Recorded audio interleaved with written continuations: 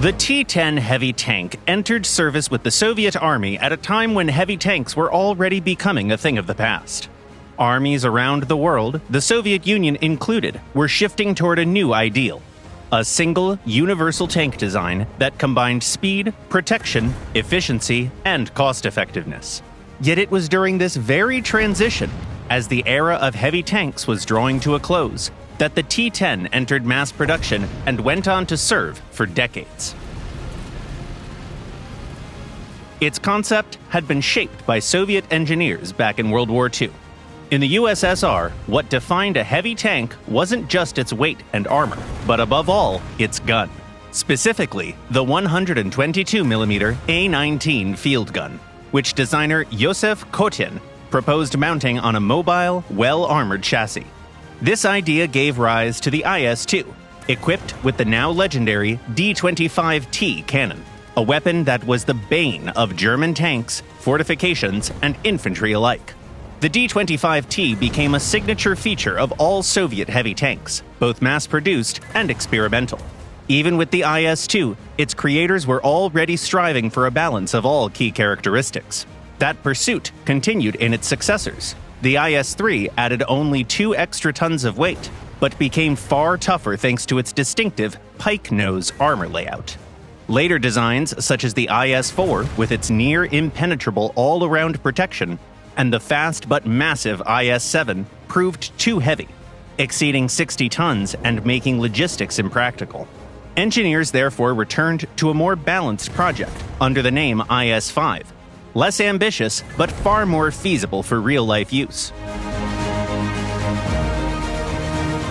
Drawing on the earlier developments, the production version, now designated T-10, retained the pike nose, sloped, boat-shaped hull sides, and a 700-horsepower engine that gave it excellent mobility. The gun loading system was semi-manual, and the main gun was also carried over from its predecessors, the tried-and-true D-25. Still, the T-10 wasn't without innovation. It received a gun stabilizer and improved armor protection, all while keeping it within strict weight limits. The result was a tank weighing exactly 50 tons, impressively light for its class. The engineers successfully adapted the old-fashioned concept of a breakthrough heavy tank to the realities of the 1950s. In terms of power-to-weight ratio and overall performance, the T-10 came close to what would soon be known as main battle tanks. Later variants, particularly the T-10M, pushed the design even further with a new gun featuring dual-plane stabilization, modern ammunition types including heat and sub-caliber shells, night vision systems, and a more powerful engine. Yet, despite these upgrades, the concept itself was becoming obsolete. By the late 1960s, the tank was gradually withdrawn from frontline units and reassigned to training or reserve roles, as well as repair depots. Nevertheless, the T-10 remained in service for decades, with the final vehicles decommissioned only after the collapse of the USSR. It was also one of the few Soviet tanks never exported to other socialist countries, a distinctly homegrown design, and an important milestone on the road to the era of MBTs.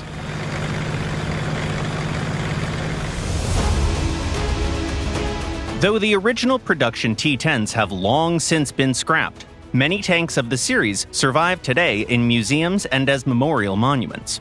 And in War Thunder, you can try the last Soviet heavy tank out yourself. The T-10M variant sits right at the beginning of rank 6 of the Soviet tech tree, alongside the T-55. It embodies the best qualities of the USSR's heavy tank line: speed, armor, and devastating firepower.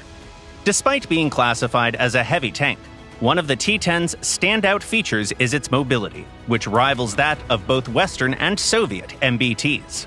The Leopard and AMX-30 are faster overall, particularly in reverse, but the T-10's performance is comparable to that of the T-62 and Japan's Type 74. Its turret rotation speed and acceleration are similar to the T-55, meaning players familiar with Soviet medium tanks will feel right at home. The same goes for its armor, though. The 120mm pike nose front plate offers excellent protection against solid and capped shells but it performs poorly against sub-caliber rounds and is rarely effective against heat or APF SDS rounds. Still, the T-10M's armor can't be dismissed entirely. If positioned head-on at a good angle, it can even deflect 105mm shells. In most cases, however, its armor is best suited against older tanks, SPGs, and SPAAGs. And while fighting MBTs, you should rely on quick thinking and initiative instead of just armor.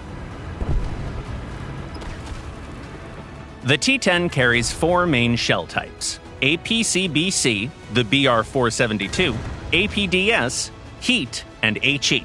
The first of these, available by default, should be your primary choice. It's capable of penetrating the frontal armor of most opponents.